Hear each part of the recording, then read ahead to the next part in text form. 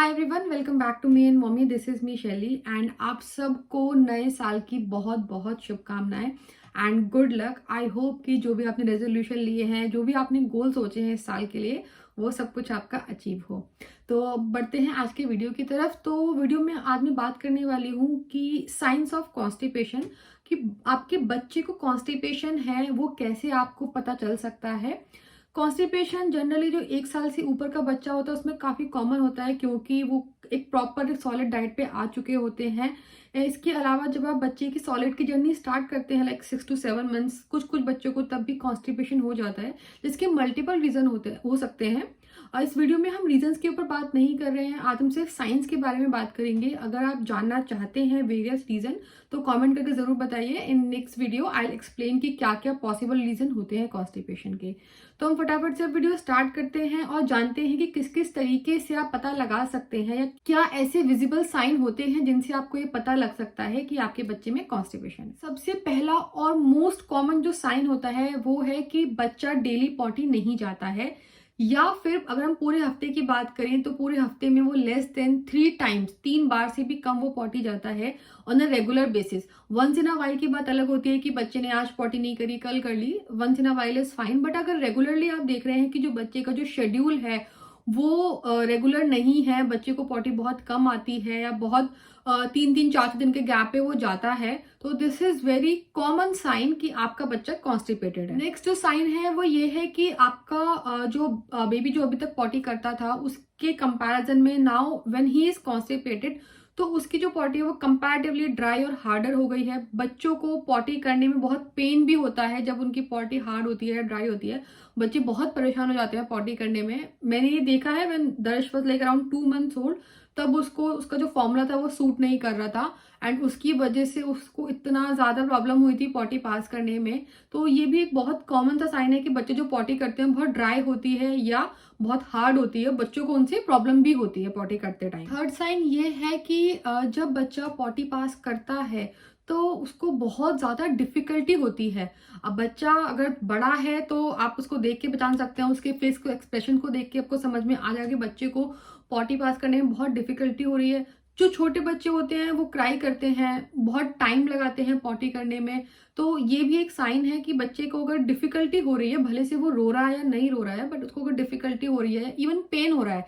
जो थोड़े से बड़े बच्चे होते हैं वो बता भी देते हैं कि उनको पॉटी करते टाइम पेन हो रहा है, तो वो भी एक साइन है कॉन्स्टिपेशन का। नेक्स्ट साइन है थोड़े बड़े बच्चों के लिए, मीन्स कि अगर आपका बच्चा पॉटी ट्रेन है और उसको पॉटी करने में काफी ज्यादा टाइम वो लगाता है। अगर बच्चा पॉटी ट्रेन है और फिर भी वो अप्रोक्सीमेटली 5-6 मिनट से ज्यादा टाइम लगा रहा है पॉटी पास करने में, इट मीन्स कि योर चाइल्ड इज कॉन्स्टिपेटेड। क्योंकि जनरली बच्चों को इतना टाइम तक बैठना नहीं पड़ता है पॉटी सीट पे, वो जल्दी पॉटी कर लेते हैं अगर दे नो कि उनको पॉटी आ रही है। तो उस केस में it is easier to know कि अगर बच्चा बहुत टाइम लगा रहा है, बहुत देर तक पॉटी सीट पे बैठा रहता है और उसका जो टमी है वो क्लियर नहीं हो रहा है, बाउल मूवमेंट प्रॉपर नहीं है, तो इट मीन्स कि चाइल्ड इज कॉन्स्टिपेटेड। कभी कभी अगर बच्चा कॉन्स्टिपेटेड होता है तो उनको रैंडमली स्टमक पेन भी हो जाता है विदाउट एनी रीजन। जैसे अगर आप बड़े लोगों में कभी जैसे गैस बनती है पेट में, तो आपके टमी में कैसे सडनली पेन होता है, फिर थोड़े टाइम के बाद वो खुद से ठीक भी हो जाता है। तो कभी कभी ऐसा बच्चों के साथ भी होता है कि अगर वो जब कॉन्स्टिपेशन होता है तो उनको सडनली पेट में पेन भी हो सकता है, और ये पेन कभी कभी अपने आप ठीक हो जाता है, कभी कभी मेडिसिन लेनी पड़ती है, बट इसका कोई रीजन नहीं होता है। तो अगर आपके बच्चे के टमी में बहुत फ्रीक्वेंटली पेन होता है विदाउट एनी रीजन और सडनली हो जाता है, तो देयर आर चांसेस कि वो कॉन्स्टिपेशन की वजह से भी हो सकता है। नेक्स्ट साइन है वो है कि अगर बच्चे के पॉटी में ब्लड पास होता है, तो ब्लड पास होने के मल्टीपल रीजन हो सकते हैं, but one of them is constipation also, कि बच्चे की पॉटी इतनी ज्यादा हार्ड हो रही है जिसकी वजह से जब वो पॉटी बच्चा पास कर रहा है तो ब्लड निकल के आ रहा है। तो अगर आप बच्चे की पॉटी में ब्लड देख रहे हैं फ्रीक्वेंटली या समटाइम्स एज वेल, तो देयर आर चांसेस कि उसका एक रीजन कॉन्स्टिपेशन हो सकता है। नेक्स्ट साइन है आपके बच्चे को जनरली भूख नहीं लगती है, कि अगर उसने बहुत टाइम से भी कुछ नहीं खाया है तो भी उसको फ्रीक्वेंटली भूख नहीं लगती है, ये भी एक साइन हो सकता है, क्योंकि बच्चे का अगर बाउल मूवमेंट प्रॉपरली नहीं होता है, उसका पेट प्रॉपरली क्लियर नहीं होता है, तो बच्चों को उस केस में भूख भी नहीं लगती है। तो अगर आपकी भी ये कंप्लेन है कि आपके बच्चे को भूख नहीं लग रही है, वो कुछ भी नहीं खाता है, इवन जंक भी नहीं खाता है, तो उस केस में यू नीड टू चेक कि ऐसा तो नहीं है कहीं आपका बच्चा कॉन्स्टिपेटेड है। Now the common last sign वो ये हो सकता है कि अगर आपका बच्चा पॉटी सीट पे नहीं बैठना चाहता है, बिकॉज उसके लिए वो पूरी जो एक्सरसाइज है पॉटी करने वाली वो इतनी अनकंफर्टेबल और डिफिकल्ट होती है कि वो उसको अवॉइड करना चाहता है, जिसकी वजह से भी बच्चे का कॉन्स्टिपेशन और बढ़ सकता है। हाउएवर अगर आपका बच्चा पॉटी ट्रेन नहीं है तो देयर आर मल्टीपल रीजन कि बच्चे पॉटी सीट पे बैठना अवॉइड करते हैं, बट बच्चा अगर पॉटी ट्रेन है, वो रेगुलर बेसिस पे अभी तक पॉटी जाता था और कुछ टाइम से वो पॉटी सीट पे बैठना अवॉइड कर रहा है, इट मीन्स कि देयर आर चांसेस कि उसको पॉटी करने में प्रॉब्लम होती है, वो उस प्रॉब्लम को अवॉइड करना चाहता है, जिसकी वजह से अगर वो पॉटी को होल्ड करेगा तो कॉन्स्टिपेशन और भी बढ़ जाएगा। तो यही सारे कुछ कॉमन साइन थे जिनसे आपको ये पता लग सकता है कि आपके बच्चे को कॉन्स्टिपेशन है या नहीं, which is very common and temporary. Time to time होता है, जैसे जब बच्चों की डाइट चेंज होती है, सीजन चेंज होता है, तो बच्चों में कॉन्स्टिपेशन हो जाता है। और जो टेम्परेरी कॉन्स्टिपेशन है उसको आप बच्चे की जो डाइट में कुछ चेंजेस करके इम्प्रूव कर सकते हैं। जैसे आप बच्चे की डाइट में फाइबर ऐड कर सकते हैं, ज्यादा फ्लूइड ऐड कर सकते हैं, बच्चे का वाटर इनटेक बढ़ा सकते हैं, दही थोड़ा सा बच्चे को दे सकते हैं, जिसकी वजह से जो टेम्परेरी कॉन्स्टिपेशन है वो जनरली ठीक हो जाता है।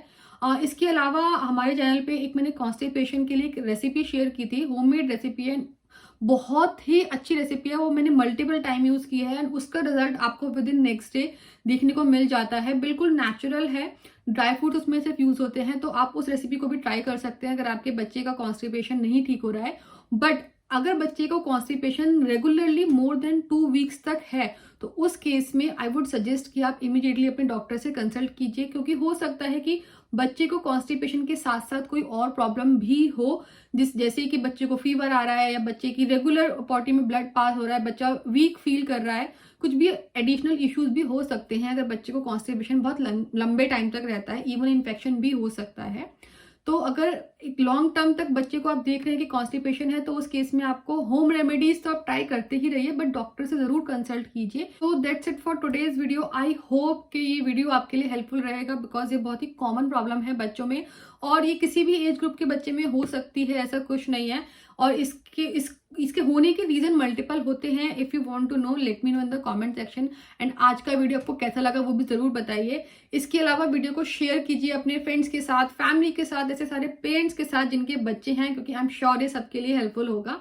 एंड इसके अलावा हमारे चैनल को जरूर सब्सक्राइब कीजिए, नीचे वाला बटन दबा के सब्सक्राइब बटन, एंड उसके साइड में अगर आप एक बेल का आइकन देखेंगे उसको भी जरूर प्रेस कीजिए, ताकि हम जो भी बच्चों से रिलेटेड वीडियोस लेकर आए उनके नोटिफिकेशन आपको सबसे पहले मिलते रहे। Thank you for watching today's video.